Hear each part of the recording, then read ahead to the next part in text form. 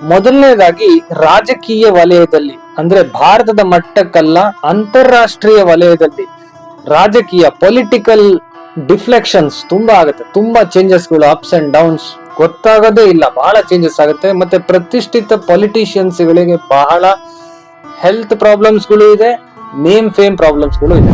ನೋಡಿ, ನಿಮ್ಗೊಂದು ಕುತೂಹಲಕಾರಿ ವಿಷಯವನ್ನ ಹೇಳ್ತೀನಿ.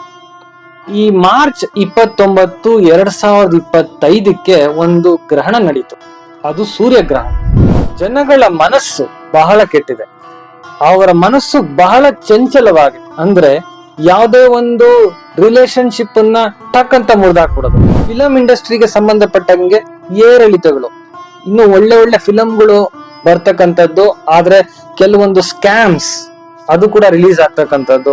ಸೊ ಇವೆಲ್ಲ ನಾವು ನೋಡುವಂತ ಸಾಧ್ಯತೆಗಳು. ಪೂಜ್ಯಾಯ ರಾಘವೇಂದ್ರಾಯ ಸತ್ಯ ಧರ್ಮರತಾಯ ಚ. ನಮಸ್ಕಾರ, ಪರಿಮಳ ಮೀಡಿಯಾ ಯೂಟ್ಯೂಬ್ ಚಾನೆಲ್ಗೆ ಸ್ವಾಗತ. ನಮಸ್ಕಾರ ವೀಕ್ಷಕರೇ, ಪರಿಮಳ ಮೀಡಿಯಾ ಯೂಟ್ಯೂಬ್ ಚಾನೆಲ್ಗೆ ಸ್ವಾಗತ. ನಾನ್ ನಿಮ್ಮ ಪ್ರೀತಿಯ doctor Ranganath, actor, research, astrologer, reiki, pranic healer, crystal healer, Bach flower therapist, cupping therapist ಮತ್ತೆ practising medical microbiologist. Okay, so ಇವತ್ತಿನ ವಿಷಯ ಏನಪ್ಪಾ ಅಂತಂದ್ರೆ, ನಂದು ಸ್ಟೇಟಸ್ ನೋಡಿ ಸುಮಾರು ಜನ ಹೇಳಿದ್ರು, ಏನಪ್ಪಾ ಅಂತಂದ್ರೆ ನೀವು ಯುದ್ಧದ ಬಗ್ಗೆ ಹೇಳಿದ್ರಿ ಮೊದಲೇ, ಇನ್ನೊಂದಷ್ಟು ವಿಷಯಗಳ ಬಗ್ಗೆ ನೀವು ಮೊದಲೇ ಹೇಳಿದ್ರಿ ಅನ್ನೋಂಥದ್ದು. ಹೌದು, ಖಂಡಿತ ಹೇಳಿದ್ದೆ, ಅಥವಾ ನಾನು ಖಂಡಿತ ನನ್ನ ವಾಟ್ಸಪ್ ಸ್ಟೇಟಸ್ ನಲ್ಲಿ ಹಾಕಿದ್ದೆ. ಕಾರಣ ಹೇಗೆ ಅಂತಂದ್ರೆ, ಜ್ಯೋತಿಷ್ಯನೇ ಅಂತದ್ದು. ಈ ಜ್ಯೋತಿಷ್ಯ ಅನ್ನೋದು ಮುಂದೆ ಏನ್ ನಡೆಯುತ್ತೆ ಅದನ್ನು ನಮ್ಗೆ ತೋರಿಸ್ತಕ್ಕಂಥದ್ದು. ನೋಡಿ, ನಿಮ್ಗೊಂದು ಕುತೂಹಲಕಾರಿ ವಿಷಯವನ್ನ ಹೇಳ್ತೀನಿ. ಈ ಮಾರ್ಚ್ 29, 2025ಕ್ಕೆ ಒಂದು ಗ್ರಹಣ ನಡೀತು. ಅದು ಸೂರ್ಯಗ್ರಹಣ. ಸೂರ್ಯಗ್ರಹಣ ನಡೆದಿದ್ದು ಅಂದ್ರೆ ಗೋಚರಿಸಿದ್ದು ನಿಮಗೆ ಅಮೆರಿಕಾದಲ್ಲಿ, ಇಂಡಿಯಾದಲ್ಲಿ ಗೋಚರಿಸಲಿಲ್ಲ. ಆದರೆ ಆ ನಡೆದಿದ್ದು ರಾಶಿ ಬಂದು ಮೀನರಾಶಿ. ಮೀನರಾಶಿ ಜಲತತ್ವ ರಾಶಿ ಆಗಿತ್ತು. ಅಲ್ಲಿ ನಿಮಗೆ ಗ್ರಹಣ, ಸೂರ್ಯಗ್ರಹಣ ನಡೆದಿದ್ರಿಂದ ಎಷ್ಟು ಮಟ್ಟಿಗೆ ಇಂಪ್ಯಾಕ್ಟ್ ಆಯ್ತು ಅಂತಂದ್ರೆ, ಜಲದ ಪ್ರದೇಶದಲ್ಲಿ ಇರ್ತಕ್ಕಂತಹ ಜಾಗದಲ್ಲಿ ಉಗ್ರವಾದಿಗಳ ಅಟ್ಯಾಕ್ ಅಥವಾ ಒಂದು ವಾರ್ ನಡೆಯುವಂತಹ ಸೂಚನೆ. ಸೊ ಇಲ್ಲಿ ಜಲತತ್ವ ಹೇಗಾಯ್ತು, ಕಾಶ್ಮೀರ ಅಲ್ಲೆಲ್ಲ ಇರೋದೇನು ಐಸ್. ಐಸ್ ಅಂದ್ರೆ ಏನು, ನೀರು. ಸೊ ಈ ನೀರಿನಲ್ಲಿ ಇರ್ತಕ್ಕಂತಹ ಜಾಗದಲ್ಲಿ 5ಕ್ಕಿಂತ ಹೆಚ್ಚು ಗ್ರಹಗಳು ಸೇರಿ ಅಲ್ಲಿ ಗ್ರಹಣ ಆಗಿ, ಆ ಒಂದು ಪರಿಣಾಮವಾಗಿ ವಿತಿನ್ 25 ಡೇಸ್ ಅಲ್ಲಿ ಈ ಒಂದು ಘಟನೆ ನಡೆದಿರ್ತಕ್ಕಂಥದ್ದು. ಈ ಒಂದು ಬಹಳ ಕ್ರೂರವಾದ ಘಟನೆ, ನಂಬಲಾಗದಂತಹ ಕ್ರೂರವಾದ, ಮನಸ್ಸಿಗೆ ತುಂಬಾ ಬೇಜಾರಾಗುವಂತಹ ಘಟನೆ ನಡೆದಿದೆ. ಸೊ ಇಲ್ಲಿ ನಾವು ನೋಡ್ಬೋದು ಗ್ರಹಣದ ಒಂದು ಇಂಪ್ಯಾಕ್ಟ್ ಎಷ್ಟರ ಮಟ್ಟಿಗಿದೆ ಅಂತ. ಸೊ ಈ ಗ್ರಹಣದ ಒಂದು ಇಂಪ್ಯಾಕ್ಟ್ ಇಂದ ಯುದ್ಧದ ವಾತಾವರಣ ಅಂತ ನಾನು ಹಾಕಿದ್ದೆ. ಜೊತೆಗೆ ಇನ್ನೇನೇನ್ ಪ್ರಾಬ್ಲಮ್ಗಳು ಬರೋದು ಅದನ್ನ ಕೂಡ ನಾನು ಈಗ ಹೇಳ್ತೀನಿ. ಒಂದು, ಈ ಯುದ್ಧದ ಒಂದು ಭೀತಿ, ಈ ಭೀತಿನ ಯಾವ ರೀತಿ ಇವರು ಕಾಂಬ್ಯಾಟ್ ಮಾಡ್ತಾರೆ ಅಥವಾ ಹೇಗೆ ಫೇಸ್ ಮಾಡ್ತಾರೆ ಅನ್ನೋದು ಬಹಳ ಇಂಪಾರ್ಟೆಂಟ್ ಆಗಿದೆ. ಮೊದಲನೇದಾಗಿ ರಾಜಕೀಯ ವಲಯದಲ್ಲಿ ಅಂದ್ರೆ ಭಾರತದ ಮಟ್ಟಕ್ಕಲ್ಲ, ಅಂತಾರಾಷ್ಟ್ರೀಯ ವಲಯದಲ್ಲಿ ರಾಜಕೀಯ ಪೊಲಿಟಿಕಲ್ ಡಿಫ್ಲೆಕ್ಷನ್ಸ್ ತುಂಬಾ ಆಗುತ್ತೆ. ತುಂಬಾ ಚೇಂಜಸ್ಗಳು, ಅಪ್ಸ್ ಅಂಡ್ ಡೌನ್ಸ್ ಗೊತ್ತಾಗೋದೇ ಇಲ್ಲ, ಬಹಳ ಚೇಂಜಸ್ ಆಗುತ್ತೆ. ಮತ್ತೆ ಪ್ರತಿಷ್ಠಿತ ಪೊಲಿಟಿಷಿಯನ್ಸ್ ಗಳಿಗೆ ಬಹಳ ಹೆಲ್ತ್ ಪ್ರಾಬ್ಲಮ್ಸ್ಗಳು ಇದೆ, ನೇಮ್ ಫೇಮ್ ಪ್ರಾಬ್ಲಮ್ಸ್ಗಳು ಇದೆ. ಅದೇ ರೀತಿ ನಮ್ಮ ಅಮೆರಿಕ ದೇಶಕ್ಕೆ ಅದಕ್ಕೂ ಅಷ್ಟೊಂದು ಒಳ್ಳೆ ಸಮಯವಲ್ಲ, ಎಸ್ಪೆಷಲಿ ಆಫ್ಟರ್ May 15. ಯಾಕಂದ್ರೆ ಗುರು ಮಿಥುನಕ್ಕೆ ಹೋಗ್ತಾ ಇದ್ದಾನೆ. ಅಮೆರಿಕ ದೇಶಕ್ಕೂ ಅಷ್ಟೊಂದು ಒಳ್ಳೇದಲ್ಲ. ಆ ದೇಶದ ಪ್ರಧಾನಿ ಅಥವಾ ದೇಶದ ಯಾರು ಮುಖ್ಯಸ್ಥರಿದ್ದಾರೆ ಅವರಿಗೂ ಅಷ್ಟು ಒಳ್ಳೇದಲ್ಲ. ಅದಲ್ದೇನೆ ಈಗ ಇನ್ನೊಂದು ನೋಡ್ತಿರೋದೇನಪ್ಪಾ ಅಂತಂದ್ರೆ, ಮೇಜರ್ ಆಗಿ ಅಟ್ಲೀಸ್ಟ್ ಇನ್ನೊಂದು 2 ತಿಂಗಳು ಜನಗಳ ಮನಸ್ಸು ಬಹಳ ಕೆಟ್ಟಿದೆ, ಅವರ ಮನಸ್ಸು ಬಹಳ ಚಂಚಲವಾಗಿದೆ. ಅಂದ್ರೆ ಯಾವುದೇ ಒಂದು ರಿಲೇಶನ್ಶಿಪ್ ಅನ್ನ ಟಕ್ ಅಂತ ಮುರಿದಾಕ್ಬಿಡೋದು. ಅಂದ್ರೆ ಒಂದು 15-20 ವರ್ಷದಿಂದ ನಡೀತಕ್ಕಂತ ಫ್ರೆಂಡ್ಶಿಪ್ ಅಥವಾ 15-20 ವರ್ಷದಿಂದ ಇದ್ದಂತಹ ಲವ್ ಸಂಬಂಧ ಅಥವಾ ಮದುವೆ ಅಥವಾ 15-20 ವರ್ಷದಿಂದ ವಾಸವಾಗಿರ್ತಕ್ಕಂತಹ ಮನೆಯನ್ನ ಟಕ್ ಅಂತ ಮಾರ್ಬಿಡೋದು. ಅಥವಾ 15-20 ವರ್ಷದಿಂದ ಒಂದು ಖಾಸಗಿ ಸಂಸ್ಥೆಯಲ್ಲಿ ಕೆಲಸ ಮಾಡ್ತಿರ್ತಾರೆ, ಇದ್ದಕ್ಕಿದ್ದಂಗೆ ಕೆಲಸ ಬಿಟ್ಬಿಡೋದು. ಸೊ ಈ ತರ ಒಂದು ಡ್ರಾಸ್ಟಿಕ್ ಡಿಸಿಷನ್, ಅಯ್ಯೋ ಸಾಕಾಯ್ತು ನನ್ಗೆ ಇನ್ನಾಗಲ್ಲ ತಡ್ಕೊಳ್ಳೋದಿಕ್ಕೆ ಅಂತ ಹೇಳಿ ಈ ತರ ಒಂದು ಡ್ರಾಸ್ಟಿಕ್ ಡಿಸಿಷನ್ಸ್ ತಗೊಳ್ತಕ್ಕಂಥದ್ದನ್ನ ಈಗ ಅವಾಯ್ಡ್ ಮಾಡಿ. ಯಾಕೆ ಅಂತಂದ್ರೆ ಈಗ ಟೈಮು ಎಲ್ರಿಗೂ ಮನಸ್ಥಿತಿ ಹೇಗಿದೆ ಅಂತಂದ್ರೆ, ಎಲ್ಲರಿಗೂ ಸಾಕಪ್ಪ ಅನ್ಸ್ಬಿಟ್ಟಿದೆ, ನನಗ್ ಬೇಡ, ಇದು ಬೇಡ, ಸದ್ಯಕ್ಕೆ ಸಾಕು, ನಂಗೆ ಆಗ್ತಾ ಇಲ್ಲಿ ತಡಿಯಕ್ ಆಗದೇ ಇಲ್ಲ ಅನ್ನೋ ಒಂದು ಸಿಚುವೇಶನ್ ಅಲ್ಲಿ ಇದ್ದಾರೆ. ಬೇಡ, ಆ ಒಂದು ಮನಸ್ಥಿತಿ ಬೇಡ. ಸ್ವಲ್ಪ ಕಾಮ್ ಆಗಿ, ಚಂಚಲತೆಯಿಂದ ಬೇಡ, ಸ್ವಲ್ಪ ಸ್ಲೋ ಆಗಿ ನೀವೇನು ಒಳ್ಳೆ ಕೆಲಸ ಆಗ್ಲಿ ಅಥವಾ ಇನ್ನೇನಾದ್ರೂ ಕೆಲಸ ಆಗ್ಲಿ ಮಾಡ್ಬೇಕು ಅಂತಂದ್ರೆ ಮುಂದಕ್ಕೆ ಪೋಸ್ಟ್ಪೋನ್ ಮಾಡಿ. ಒಂದೂವರೆ ತಿಂಗಳು ಯಾವುದೇ ಒಂದು ಮದುವೆ ಅಥವಾ ಹೊಸ ರಿಲೇಶನ್ಶಿಪ್ ಸ್ಟಾರ್ಟ್ ಮಾಡ್ಬೇಕು ಅಂತಂದ್ರೆ, ಹೊಸ ಫ್ರೆಂಡ್ಶಿಪ್ ಅಂತನಾದ್ರು ತಿಳ್ಕೊಬಹುದು, ಹೊಸ ಕೆಲಸ ಸ್ಟಾರ್ಟ್ ಮಾಡ್ಬೇಕು ಅಂತಂದ್ರೆ 1-2 ತಿಂಗಳು ಮುಂದೆ ಇಡಿ. ಅದರಿಂದ ಏನ್ ನಿಮ್ಗೆ ಅಂತ ಏನು ನಷ್ಟ ಆಗೋಗಲ್ಲ.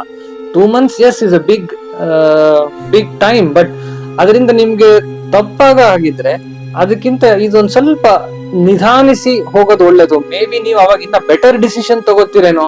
ಸೊ ಹಾಗಾಗಿ ಡಿಸಿಷನ್ ತಗೊಳ್ಳೋದಿದೆಯಲ್ಲ, ಅದು ಬಹಳ ಇಂಪಾರ್ಟೆಂಟು. ಹಾಗಾಗಿ ನಿಮ್ಮ ಮನಸ್ಥಿತಿ ಮೇಲೆ ನಿಮ್ಮ ಕಂಟ್ರೋಲು ಬಹಳ ಬಹಳ ಇರ್ಲಿ. ನೆಕ್ಸ್ಟ್ ಬಹಳ ಇಂಪಾರ್ಟೆಂಟ್ ವಿಷಯ ಏನಪ್ಪಾ ಅಂತಂದ್ರೆ, ರಕ್ತದ ಸಂಬಂಧಪಟ್ಟ ಕಾಯಿಲೆಗಳು ಕೂಡ ಕಾಣಿಸ್ಕೊಳ್ಬಹುದು. ಜೊತೆಗೆ ನಮ್ಮ ಡಿಫೆನ್ಸ್ ಸಿಸ್ಟಮ್, ಮಿಲಿಟರಿ ಸಿಸ್ಟಮ್ ಮತ್ತೆ ಇವನ್ ಪೊಲೀಸ್ ಸಿಸ್ಟಮ್, ಅದ್ರ ಮೇಲೆ ಕೂಡ ಏನಾದ್ರೂ ಒಂದು ಕಳಂಕಗಳು ಅಥವಾ ಸೆಕ್ಯೂರಿಟಿ ಫೇಲ್ಯೂರ್ ಆಗಿರ್ತಕ್ಕಂಥದ್ದು ಇನ್ನೊಂದಷ್ಟು ಹೆಸರುಗಳು ಬರಬಹುದು. ಸೊ ಇದಕ್ಕೆ ಎಲ್ಲರೂ ಎಚ್ಚೆತ್ಕೊಂಡಿದ್ರೆ ಬಹಳ ಒಳ್ಳೇದು. ನೆಕ್ಸ್ಟ್ ಶೇರ್ ಮಾರ್ಕೆಟ್ ಅಲ್ಲಿ ಆಗ್ತಕ್ಕಂತಹ ಪ್ರಾಬ್ಲಮ್ಸ್, ಏರಿಳಿತ, ಶೇರ್ ಅಲ್ಲಿ ಆಲ್ರೆಡಿ ನಾವು ನೋಡ್ತಾ ಇದೀವಿ, ಶೇರ್ ಮಾರ್ಕೆಟ್, ಚಿನ್ನದ ಏರಿಳಿತ, ಸೊ ಈ ತರ ಆಗ್ತಕ್ಕಂಥದ್ದು. ಮತ್ತೆ ಇನ್ನೊಂದು ಇದಕ್ಕೆ ಸಂಬಂಧಪಟ್ಟ ಹಾಗೆ ಮೀಡಿಯಾದಲ್ಲಿ ಆಗ್ತಕ್ಕಂತಹ ಏರಿಳಿತಗಳು, ಹೊಸ ಹೊಸ ಆವಿಷ್ಕಾರ, ಜೊತೆಗೆ ಹಳೆ ಫೀಚರ್ಸ್ ಗಳು ಪ್ರಾಬಬ್ಲಿ ಬ್ಯಾನ್ ಆಗುವಂತಹದ್ದು. ಫಾರ್ ಎಕ್ಸಾಂಪಲ್, ಈಗ ಕೆಲವೊಂದು ವರ್ಷಗಳಿಂದ ಟಿಕ್ ಟಾಕ್ ಬ್ಯಾನ್ ಆಯ್ತು, ಆತರ ಕೆಲವೊಂದು ಯಾವ್ದಾದ್ರು ಆಪ್ಗಳು ಬ್ಯಾನ್ ಆಗ್ಬೋದು ಅಥವಾ ಹೊಸ ಆಪ್ಗಳು ಬರಬಹುದು. ಸೊ ಈ ತರ ವಿಚಿತ್ರವಾದ ಒಂದು ಪ್ರಾಬ್ಲಮ್ಸ್ ಗಳು, ಮತ್ತೆ ಅಂತರ್ಜಾಲ, ಇಂಟರ್ನೆಟ್ ಅಲ್ಲಿ ಬರ್ತಕ್ಕಂತಹ ಹೊಸ ಹೊಸ ಆವಿಷ್ಕಾರಗಳು, 5G ಆಯ್ತು, ಇನ್ನೇನೋ ಒಂದು ಬರ್ಬೋದು, ಅಥವಾ ಇರೋ 5Gನು ಹೋಗುವಂತಹ ಸಾಧ್ಯತೆ, ಒಂದ್ ಸ್ವಲ್ಪ ದಿವಸಕ್ಕೆ ಕಟ್ ಆಗುವಂತಹ ಸಾಧ್ಯತೆ, ಒಂದು ಕೆಲವು ಹೆಸರಾಂತ ಟೆಲಿಕಾಂ ಇಂಡಸ್ಟ್ರಿಗಳಿಗೆ ಪ್ರಾಬ್ಲಮ್ ಬರುವಂತಹ ಸಾಧ್ಯತೆ, ಇವೆಲ್ಲ ನಾವು ಕಾಣ್ತಿದೀವಿ. ಜೊತೆಗೆ ನೆಕ್ಸ್ಟ್ ಎಜುಕೇಶನಲ್ ಸಿಸ್ಟಮ್ ಅಲ್ಲಿ ಬಹಳ ಚೇಂಜಸ್ ಗಳು ಕಾಣ್ತೀವಿ.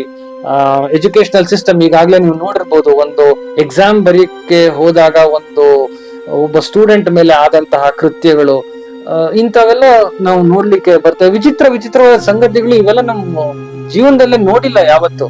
ಅಂತದನ್ನ ನಾವು ಈ ವರ್ಷ ನಾವು ನೋಡ್ತಿದೀವಿ ಅಂತಂದ್ರೆ, ಇದು ಒಂಥರ ಒಂದು COVID-19 ವರ್ಷದಲ್ಲಿ ನಡೀತಲ್ಲ, ಅದೇ ರೀತಿ ಒಂದು ವರ್ಷ ಏನೋ ಅಂತ ಒಂದು ಭಯ ನಮಗೆ ಕಾಡುತ್ತೆ. ಜೊತೆಗೆ ನಂತರ ಈ ಗೈನಕಾಲಜಿಕಲ್ ಇಶ್ಯೂಸ್ ಜಾಸ್ತಿ ಆಗ್ತಕ್ಕಂಥದ್ದು, ಜೊತೆಗೆ ಫಿಲಂ ಇಂಡಸ್ಟ್ರಿಗೆ ಸಂಬಂಧಪಟ್ಟಂಗೆ ಏರಿಳಿತಗಳು, ಇನ್ನು ಒಳ್ಳೆ ಫಿಲಂಗಳು ಬರ್ತಕ್ಕಂಥದ್ದು, ಆದ್ರೆ ಕೆಲವೊಂದು ಸ್ಕ್ಯಾಮ್ಸ್ ಅದು ಕೂಡ ರಿಲೀಸ್ ಆಗ್ತಕ್ಕಂಥದ್ದು. ಸೊ ಇವೆಲ್ಲ ನಾವು ನೋಡುವಂತ ಸಾಧ್ಯತೆಗಳು. ವಾಹನಗಳು, ಹೊಸ ಟೆಕ್ನಾಲಜಿ ಬರ್ತಕ್ಕಂತ ವಾಹನಗಳು ಕೂಡ ನೋಡ್ತೀವಿ ನಾವು. ಅದೇ ರೀತಿ ವಾಹನಗಳ ದುರ್ಘಟನೆಗಳು, ಮತ್ತೆ ಫೈರ್ ಆಕ್ಸಿಡೆಂಟ್ಸ್, ಮತ್ತೆ ವಾಟರ್ ಆಕ್ಸಿಡೆಂಟ್ಸ್, ಸುನಾಮಿಗಳು. ಸೊ ಇಂಥವೆಲ್ಲ ಈ ವರ್ಷ ಬಹಳ ವಿಚಿತ್ರವಾದ ಅಪ್ಸ್ ಅಂಡ್ ಡೌನ್ಸ್ ಅಲ್ಲಿ ನಾವು ನೋಡ್ತಾ ಇದೀವಿ. ಅದೇ ರೀತಿ ಕೆಲವೊಮ್ಮೆ ಈ ಬೆನ್ನು ನೋವಿಗೆ ಸಂಬಂಧಪಟ್ಟ ಪ್ರಾಬ್ಲಮ್ಸ್ಗಳು, ಕಾಲ್ ನೋವಿಗೆ ಸಂಬಂಧಪಟ್ಟ ಪ್ರಾಬ್ಲಮ್ಸ್ಗಳು, ಪೆಟ್ರೋಲ್ ರೈಸ್ ಆಗಂತಹದ್ದು. ಸೊ ಈ ತರ ಒಂದಷ್ಟು ಪ್ರಾಬ್ಲಮ್ಸ್ ಗಳನ್ನ ನಾವು ವಿಚಿತ್ರವಾಗಿ ನೋಡ್ತೀವಿ. ಅಂದ್ರೆ ಈ ವರ್ಷಗಳು ನೋಡಿದೀವಿ, ಇಲ್ಲಿವರೆಗೂ ನೋಡಿದೀವಿ, ಆದ್ರೆ ಇನ್ನು ಮುಂದೆ ನೋಡುವಂತದ್ದು ಒಂಥರ ವಿಭಿನ್ನವಾಗಿರುತ್ತೆ. ಅದನ್ನ ಹೇಗೆ ಹೇಳೋದು ಅಂತ ಗೊತ್ತಾಗಲ್ಲ. ಅದು ಫೇಸ್ ಮಾಡಿದಾಗ ಓಕೆ, ಹಿಂಗ್ ಹೇಳ್ದಾಗ ಈ ತರ ಇರ್ಬೋದು ಅಂತ ನಾವು ಊಹಿಸ್ಕೊಳ್ಳಿಕ್ಕೆ ಈಸಿ ಆಗುತ್ತೆ. ನೆಕ್ಸ್ಟ್ ಈ ಭಯೋತ್ಪಾದನೆ, ವಿನಾಶಕಾಲೆ ವಿಪರೀತ ಬುದ್ಧಿ ಅಂದಂಗೆ ಈ ಭಯೋತ್ಪಾದನೆ ಜಾಸ್ತಿನೂ ಆಗ್ಬೋದು. ಹಾಗೇನೆ ನಮ್ಮ ಒಂದು ಟ್ರೂಪ್ಸ್ ಕೂಡ ಕಂಟ್ರೋಲ್ ಮಾಡ್ಬೋದು. ಸೊ ಈ ತರ ಒಂದು ಅಪ್ಸ್ ಅಂಡ್ ಡೌನ್ಸ್, ಆ ವಿಷಯದಲ್ಲೂ ತುಂಬಾ ದೊಡ್ಡ ಅಪ್ಸ್ ಅಂಡ್ ಡೌನ್ಸ್ ಇದೆ. ಜೊತೆಗೆ COVID-19 ಬಂತಲ್ಲ, ಹಾಗೆ ಒಂದು ಹೊಸ ವೈರಸ್ ಬರ್ಬಹುದು, ಅಥವಾ ಹೊಸ ಕಾಯಿಲೆ ಬರ್ಬೋದು, ಅಥವಾ ಒಂದು ಮೈಕ್ರೋಬಯಾಲಜಿ ಅನ್ನೋ ಒಂದು ಸಬ್ಜೆಕ್ಟ್ಗೆ ಒಂದು ಹೊಸ ಬೂಮ್ ಬರ್ಬೋದು. ಯಾಕೆಂತಂದ್ರೆ ಮೈಕ್ರೋಬಯಾಲಜಿ ಅನ್ನೋದು ಒಂದು ರಾಹುಗೆ ರಿಲೇಟೆಡ್ ಸಬ್ಜೆಕ್ಟ್ ಆಗತ್ತೆ. ಸೊ ಹಾಗಾಗಿ ಅದಕ್ಕೆ ಒಂದು ಹೊಸ ಆವಿಷ್ಕಾರ ಅದರಲ್ಲಿ, ಅಥವಾ ಒಂದು ಹೊಸ ಆವಿಷ್ಕಾರ HIV ಏಡ್ಸ್ ಗೆ ಒಂದು ಹೊಸ ಆವಿಷ್ಕಾರ ಕಂಡುಹಿಡಿಬಹುದು, ಅಥವಾ ಏಡ್ಸ್ ಇಂದ ಹೊಸ ಪ್ರಾಬ್ಲಮ್ ಶುರು ಆಗ್ಬೋದು. Something related to this micro organism and ಭಯೋತ್ಪಾದನೆ ಇವೆಲ್ಲ ಆಗುತ್ತೆ. ಜೊತೆಗೆ ಈ ಯುದ್ಧಕ್ಕೆ ಸಂಬಂಧಪಟ್ಟ ವಿಷಯ ಬಂದಾಗ ಬಹಳನೇ ಕೇರ್ಫುಲ್ ಆಗಿ ಇರಬೇಕು. ಎಲ್ಲರಿಗೂ ಮನಸ್ಸು ಮತ್ತು ಬುದ್ಧಿ ಇವೆರಡೂನು ಹತೋಟಿಯಲ್ಲಿ ಇತ್ತು ಅಂತಂದ್ರೆ ನಾವುಗಳು ಒಳ್ಳೆ ಡಿಸಿಷನ್ ತಗೊಂಡು ನಿಧಾನಿಸಿ ಯೋಚಿಸಿ ನಾವು ಮಾಡಿದಾಗ ಕೆಲಸಗಳು ನಮಗೆ ಒಳ್ಳೇದಾಗಿ ಸಾಗತ್ತೆ. ಅದೇ ರೀತಿ ನಾವು ಅಕಸ್ಮಾತ್ ಆಗಿ ದುಡುಕಿ ನಿರ್ಧಾರ ತಗೊಳ್ಳೋದು, ಓಕೆ ಇನ್ನೊಂದ್ ತಿಂಗಳಲ್ಲಿ ನಾನು ಹೇಳ್ಬೇಕಪ್ಪ ಸಾಕಾಗಿದೆ ನನಗೆ ಅಂತ ಈ ತರ ದುಡುಕಿ ನಿರ್ಧಾರ ಸಂಬಂಧ ಬೆಳ್ಸಕ್ಕಾಗ್ಲಿ ಅಥವಾ ಸಂಬಂಧ ಕಡಿಸಕ್ಕಾಗ್ಲಿ ನಾವು ಮಾಡ್ತು ಅಂತಂದ್ರೆ ಕಷ್ಟ ಆಗುತ್ತೆ. ಇವಾಗ ಯಾವ್ದೋ ಒಂದು ಡೈವರ್ಸ್ ಓಡಾಡ್ತಿರ್ತಾರೆ, ಇಷ್ಟು ದಿವಸ ತಡೆದಿದ್ದೀನಿ ಇನ್ ತಡೆಯಕ್ಕಾಗಲ್ಲ, ಹೋಗ್ಬಿಟ್ಟು ಡೈವರ್ಸ್ ಕೊಟ್ಬಿಡೋದು ಈಗ್ಲೇ. ಬೇಡ, ಸ್ವಲ್ಪ ವೆಯ್ಟ್ ಮಾಡಿ, ಇನ್ನೊಂದ್ ತಿಂಗಳು 1.5 ತಿಂಗಳು ವೆಯ್ಟ್ ಮಾಡಿ. ಯಾಕೆಂದ್ರೆ ಈ ಇಡೀ ಭೂಮಂಡಲದಲ್ಲಿ ಒಂದು ಟ್ರಾನ್ಸಿಷನ್ ಅನ್ನೋದು ನಡೀತಾ ಇದೆ. ಸೊ ಈ ಟ್ರಾನ್ಸಿಷನ್ ಅನ್ನೋದು ನಡಿಬೇಕಾಯ್ತು ಅಂತಂದ್ರೆ ಪ್ರತಿಯೊಬ್ಬ ಮನುಷ್ಯನು ಬದಲಾಗ್ತಿದ್ದಾನೆ, ಒಳಗೆ ಬದಲಾಗ್ತಿದ್ದಾನೆ, ಜೊತೆಗೆ ಪ್ರಕೃತಿ ಕೂಡ ಬದಲಾಗ್ತಿದೆ. ಇಲ್ಲಿ ನಿಮಗೆ ಪ್ರಾಕೃತಿಕ ಇನ್ಸಿಡೆಂಟ್ಸ್ ಕೂಡ ಆಗತ್ತೆ. ಇದಕ್ಕಿದಂಗೆ ಸಿಕ್ಕಾಬಟ್ಟೆ ಬಿಸಿಲು, ಸಿಕ್ಕಾಬಟ್ಟೆ ಮಳೆ, ಇದಕ್ಕಿದಂಗೆ ಮಳೆಯೇ ಇಲ್ಲ ಒಂದ್ ಕಡೆ. ಸೊ ಇದೆಲ್ಲ ನೀವು ಈ ವರ್ಷ ನಾವು ನೋಡ್ಬೇಕಾಗಬಹುದು ಅಂತ ನನಗೆ ಅನ್ಸುತ್ತೆ. ಸೊ ಹಾಗಾಗಿ ನಾವು ಇದನ್ನ ಬಹಳ ಕೇರ್ಫುಲ್ ಆಗಿ, ಪ್ಲಾನ್ಡ್ ಆಗಿ, ಮೆಚೂರ್ಡ್ ಆಗಿ ಡೀಲ್ ಮಾಡ್ಬೇಕಾಗತ್ತೆ. Because this is a time of our testing. So ಪ್ರಕೃತಿ ಕೂಡ ನಮ್ಮ ಮೇಲೆ ತುಂಬಾ ಕೋಪಗೊಂಡಿದ್ದಾರೆ, ಹಾಗಾಗಿ ನಾವು ಅದ್ರ ಜೊತೆ ಕೋಆಪರೇಟ್ ಮಾಡ್ಬೇಕಾಗತ್ತೆ. ಸೊ ನಾವು ಆದಷ್ಟು ಡಿಸಿಷನ್ಸ್ ಗಳು ತಗೊಳ್ಬೇಕಾದ್ರೆ ಬಹಳ ನಿಧಾನಿಸಿ ಯೋಚಿಸಿ ತಗೊಳ್ಬೇಕಾಗಿ ಬರುತ್ತೆ. ಸೊ ಇದಿಷ್ಟನ್ನ ಹೇಳ್ತಾ ಈ ಒಂದು ಮುಂದೆ ಏನಾಗಬಹುದು ಅನ್ನೋದನ್ನೆಲ್ಲ ನಿಮ್ಗೆ ಒಂದಷ್ಟು ಕೊಟ್ಟಿದ್ದೀನಿ. ಅದರಲ್ಲೂ ಮೀನರಾಶಿಯವರು, ಸಿಂಹ ರಾಶಿಯವರು, ಕಟಕ ರಾಶಿಯವರು ಮತ್ತೆ ವೃಶ್ಚಿಕ ರಾಶಿಯವರು ಆದಷ್ಟು ಕೇರ್ಫುಲ್ ಆಗಿದ್ರೆ ಒಳ್ಳೇದು.